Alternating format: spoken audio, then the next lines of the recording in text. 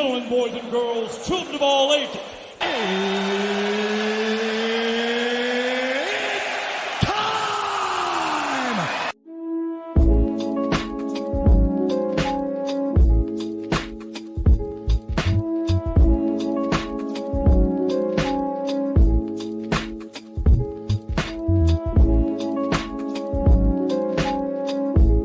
Hello, welcome back to my 2 Cents Podcast. I am your host, G2, and today's episode is entitled Consent, and this is episode 94. But before I get into today's episode, I would like to read you off the National Food Days of the week. Today, October 2nd, it is nothing.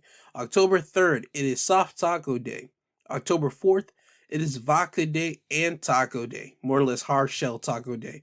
So please drink responsibly when you drink your vodka with your tacos, if you do that. Your October 5th, it is Rocky Mountain Oyster Day, as well as Apple Betty Day. October 6th, it is Noodle Day. October 7th, Frappe Day. And October 8th, it is Fluffer Nutter Day. Now, with that out of the way, as you guys can tell from the episode runtime, I'm not going to be here long because I'm still under the weather. I was sick this week. I'm starting to get out of my sickness, and I don't want to strain my throat because I've always had throat issues, and I don't want to cause lasting issues to my throat. Understand? So if you could, please don't hold it against me that this episode is going to be shorter than usual, but hey, I got to look out for my best interests here. So I'm just going to hit just some key things I want to talk about. First thing I want to talk about is Hurricane Irma that passed through this past week. From CNN, they say in Florida, at least 45 people have been reported dead. Other reports from other places have said at least 27, 25. Nobody truly knows, so I'm just going to go with CNN, at least 45, because that just seems like a right number, to be honest with you, with a hurricane and with Florida being an area where certain older people live there and certain people that are not, I'm not going to say not sane because people are sane down in Florida. I'm just going to say certain people are more hard-headed than others that they didn't want to leave their home area. So CNN has reported that 45 people have passed away from the hurricane this week. And that's a lot. That's a lot of people. That's a lot of hardships there. But when you look at Florida after the devastation of this hurricane, you can believe it because they were showing you updates on it this Thursday, this Friday. They were constantly showing you updates on what was going down. And you saw water constantly just being rushing through the streets. You saw wind smacking people up. You saw debris coming around. And that basically happened Saturday too with the Carolinas. Wind and rain was coming up around the sea borderline, Myrtle Beach area. You saw the ocean water come up into the roads. You saw a lot of water just basically just on the roads. You saw the water go into the drainage systems. I mean, you saw it all when it came down to them just updating you and showing you what's going down, making sure you stay inside your home so you wouldn't get caught up in the winds and the debris just smacking people up in the face. So again, I want to say this right now. My hearts are out to the people that have lost family members in this hurricane in Florida, or even certain people that lost family members in the hurricane in the Carolinas. Carolinas didn't get covered like that whenever people lost their lives. I'm not sure if people did, but if they did and they just weren't covered, I just want to say my heart goes out to you and your family. My heart goes out to anybody that lost their homes during this tragic event. I just want people to know that in certain parts of the year, wherever you're living, you should know what's going to happen or what's bound to happen.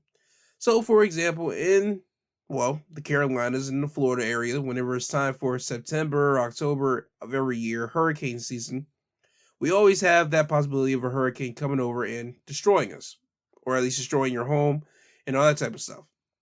For California area in the summer, you guys always have fires. I'm not sure about the middle of America. I'm not sure. I know they got tornadoes down there, like in Oklahoma and that type of area over there. I'm not sure if that happens like at a particular time of the year. But if you are looking for homes and you're trying to find a new home, I just want people to do your research on it so you won't be caught by surprise whenever this type of stuff happens. As a matter of fact, let me tell you guys something. I just have a professor that just came this year for the class I'm in, and we got the little warning alerts on our phones talking about the hurricane was coming, tropic storm, they want to call it. And he didn't know what to do. He said, "This is my first time being inside a hurricane here." And we were all shocked. Like, "This is your first time?" He said, "Yeah." And he asked, "Okay," because not a lot of people were inside the class. He asked, "Okay, what do you guys want to do?" I said, "Well, if you live more on the inland side, it's not going to be that bad." Because I told him I lived about a couple some odd from the school. And I said, "But if you live around the beach area, yeah, you probably want to end the class like quickly." And he said he lives right around the beach area. So we were able to do the class, but more or less, I think that he probably went home. So that was funny to me. But as again, I just find things hilarious. And that just again goes off to show you that wherever you're going, know where you are going. Know what's going down, know your weather systems, know what goes down every year. That's just my precautionary tale to everybody, okay? Now, again, thoughts and prayers to everybody that lost homes. Thoughts and prayers to everybody that lost family members during this tragic ordeal. That's all I want to say about this hurricane business. Now, on to a rapper that we lost this year. Well, this week. The rapper Coolio, legend Coolio. He died at the age of 59. TMZ reported that Coolio died from a cardiac arrest on Wednesday. He was at his friend's home. His manager said after the rapper went to the bathroom and never returned, his body was found laying on the floor. Paramedics pronounced him dead at the scene. People know Coolio for the whole Gangsters in Paradise song. I know him off of that song. I know him off the parody of Weird Al Yankovic doing it for Gangsta's Paradise, the Amish Paradise. And more than anything, I know Coolio for the Kenan and Kel theme song. That was a show that I will watch every day on Nickelodeon when we come home from school.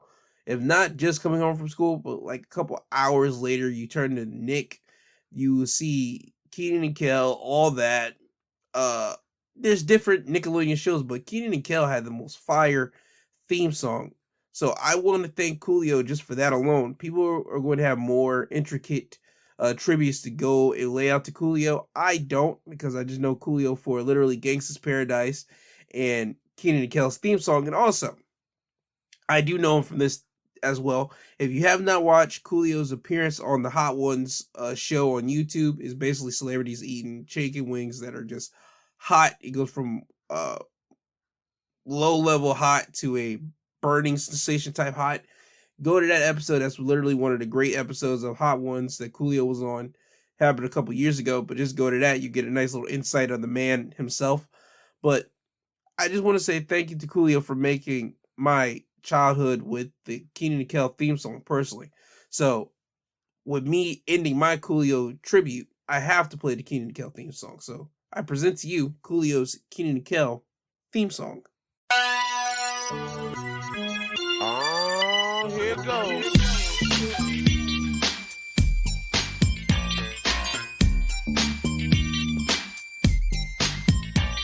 Everybody out there go run and tell your homeboys and homegirls it's time for Kenan and Kel to keep you laughing in the afternoon. So don't touch that dial, don't read the room, cause they always into something no frontin' and you don't wanna miss it. It's double K like do the good way. Yes, Kenan and Kel, I should have said Kel and Kenan. And you gotta watch Kenan, cause Kenan be scheming with a plan or a plot to make it to the top, but they kinda in the middle cause they always getting caught. This ain't the Hardy Boys or a Nancy Drew mystery. It's just Kenan and Kel in your vicinity, like Siegfried and Roy or Abbott and Costello, Magic and Kareem or Penn and Teller. Somebody's in trouble. Oh, here it go. Oh, Nick. Now with the tribute out of the way, let's talk about consent, shall we? Consent, by definition, means permission for something to happen or agreement to do something. Give permission for something to happen. Now, the reason why I titled this episode Consent was last week, Boston Celtics head coach got suspended for 1 year for having a relationship with a woman in the Boston Celtics organization. and it was reported as them having a consensual relationship. Now, for people that don't understand this, when you're in a consensual relationship or you had a consensual like affair with somebody in a workplace environment, you're bound to get suspended. Okay, that's bound to happen.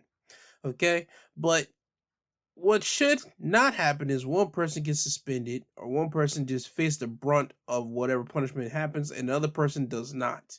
It doesn't matter if it's a female or a male and a male, female and a female. It don't matter. Whenever you are in a consensual relationship or you guys have some type of affair or a one night stand, it was still consensual between both parties and your boss happens to now find out about it. One person cannot just be facing the punishment for it. Both individuals, both consenting adults have to face the punishment for that because you guys both broke company protocol. You're not supposed to be mixing business with pleasure in any type of business that you are in. Usually that's always like said whenever you are in any type of business. You're not supposed to screw around with the employees. You're not supposed to screw around with a coworker because that starts muddying up the workplace environment. That could lead to lawsuits, that could lead to people saying they were sexually harassed, that somebody forced himself upon them. That's what it always could lead itself to. And owners and businesses are not trying to deal with that because that just be a big headache for that business. So it would have been in the Celtics, I'm not going to say best interest, but the Celtics definitely could have fired the head coach because, well, he broke company protocol. He could have not have slept around with a Boston worker. He could have just slept around with a random woman on the street, but he slept around with a Boston coworker, which was an idiot move. But again, human emotions get into it because once you are around a person constantly every day and you're handling business, you're more or less going to find some type of attraction to them and all this type of stuff. Imagine this, okay? People are at school. This is how boyfriend and girlfriends are first starting out. You guys are at school. You guys are around these people literally, 8 or 7 hours throughout a day. And you guys are just constantly with each other. That's how you guys start building connection. You guys start building emotions towards each other and all this type of stuff. Kids are allowed to have boyfriend and girlfriends with each other because that's how you guys build the human connection. You guys build the human emotions and all that type of stuff. But once you guys become adults and you guys are in the workplace environments, we have to now separate that because, well, you guys are now dealing with business. You guys are dealing with your boss. And again, as I said earlier, ramifications of somebody saying that somebody forced himself onto me, the power dynamic of my boss and a coworker, all that type of garbage. And it's not garbage because some of the stuff is really true. Sometimes certain individuals use their power because they're their boss to make their underling sleep with them, which is nasty to me. And that's not consent. And that's not this situation. Again, when it first came out, they said that the Boston head coach and this lady had a consensual relationship. And it's just weird to me how he's the only person that got any type of suspension or any type of blame out of this.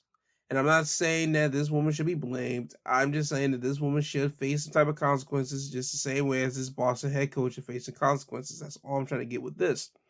Almost in the exact same way as something earlier this week happened with a YouTuber. If you guys don't know, this week a YouTuber named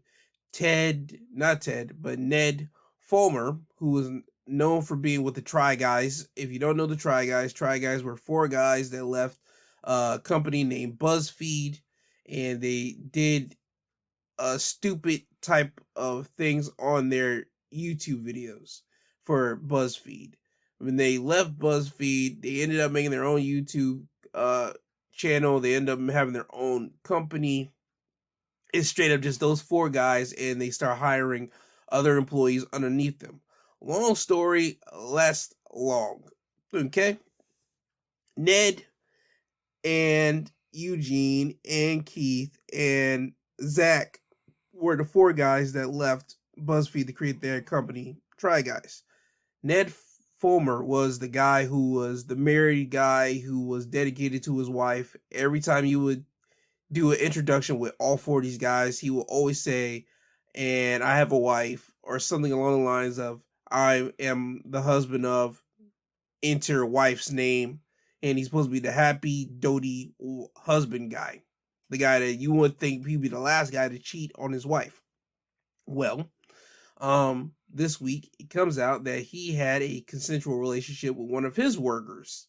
And the only reason how this comes out was because the worker's boyfriend ends up putting things out online, and that's how it caught everybody's attention, and that's the reason how Ned Fulmer got busted.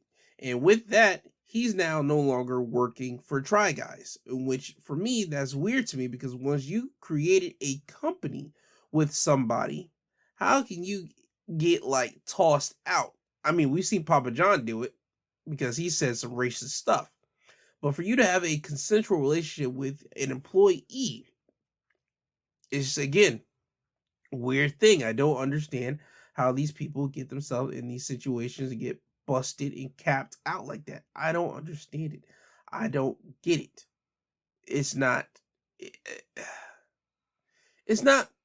I just don't get it.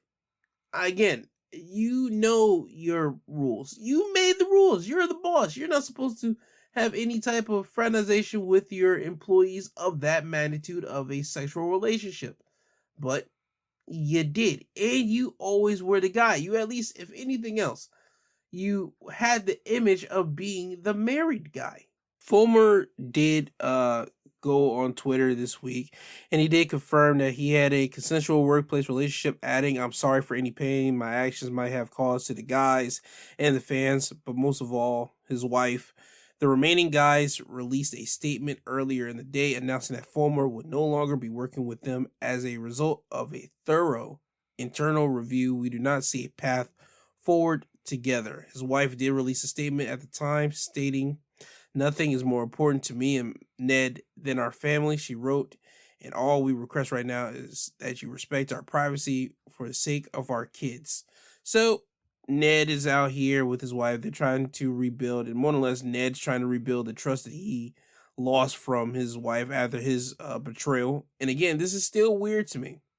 It's weird, and again, it's consensual. I'm glad they want to make that perfectly clear. It was consensual. It was not any type of power of, "Hey, I am your boss, sleep with me. I am somebody that's in charge of you. Do my bidding." That's always like the nasty case to me that I always have a problem with whenever we find out about this type of stuff, is always people just being nasty because, well, I have the power to do this, and you either you sleep with me or you don't.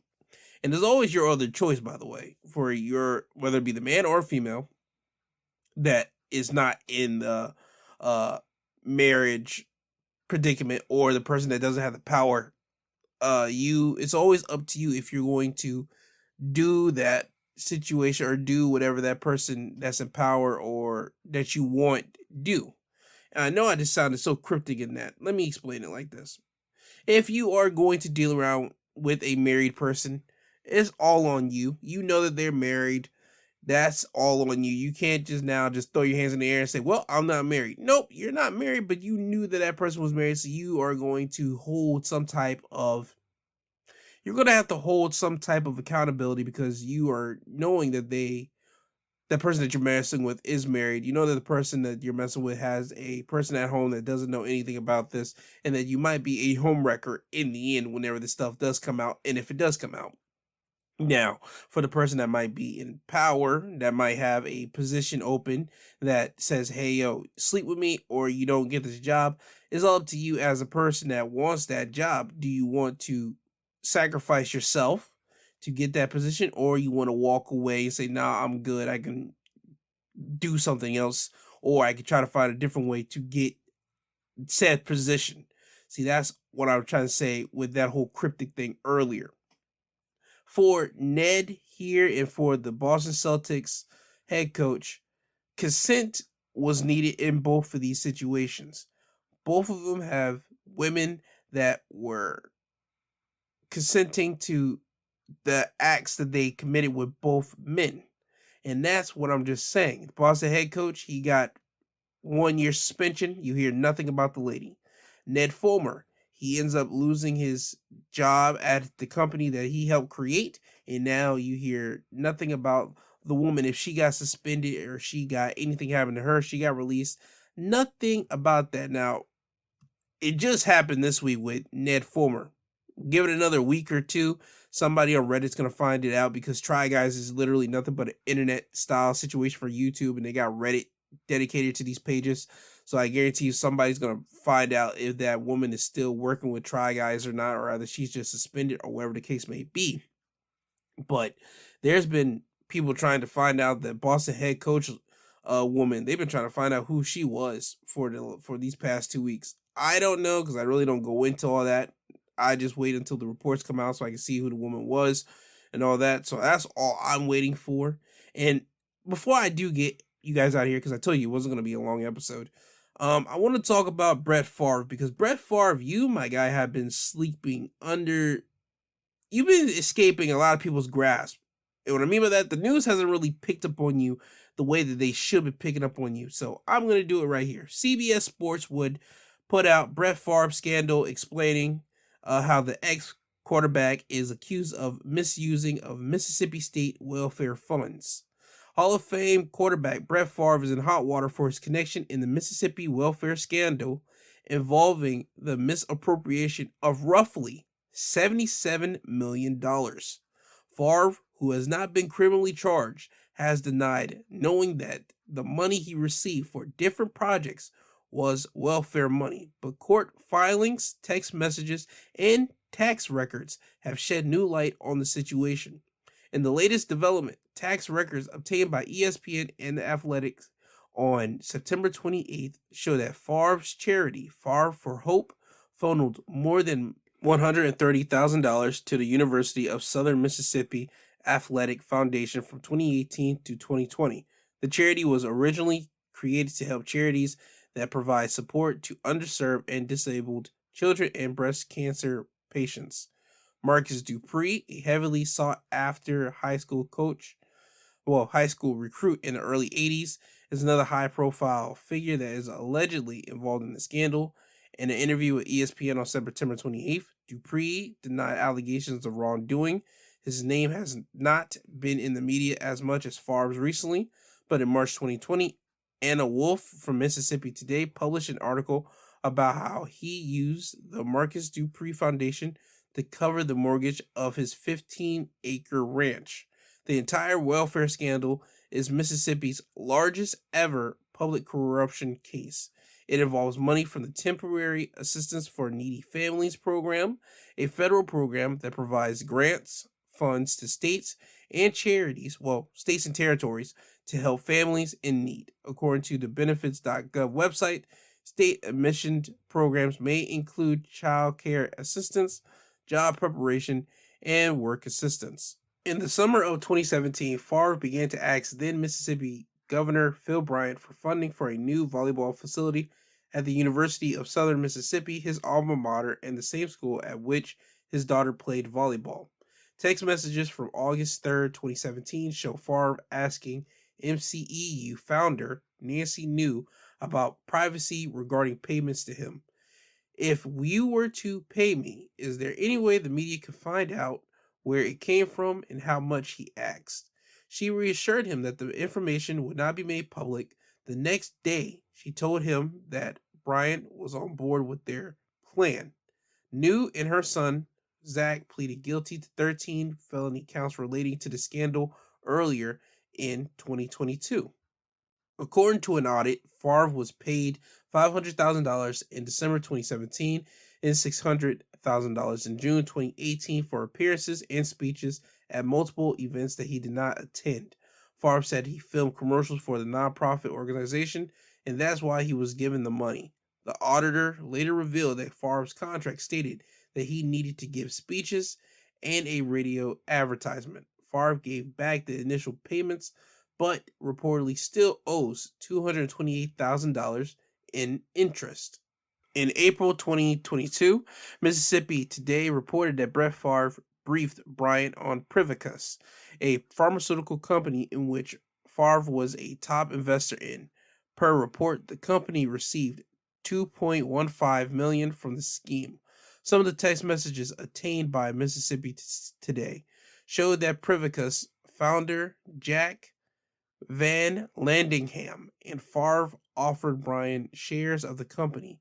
White ended up naming Bryant as the whistleblower that led to high-profile arrests in the welfare scandal. The drug company, now called Odyssey Health, was said to be developing a nasal spray designed to treat concussions. 6-time U.S. Soccer Athlete of the Year Abby Wambach was a member of the Sports Advisory Board, but as of September 29th, she has cut ties with the company per ESPN. So there you go right there. This is more along the lines basically saying how Brett Favre has been a dirtbag type guy, been trying just to get money and scheming money the most underhandedly type ways that he can. And here's my deal with this.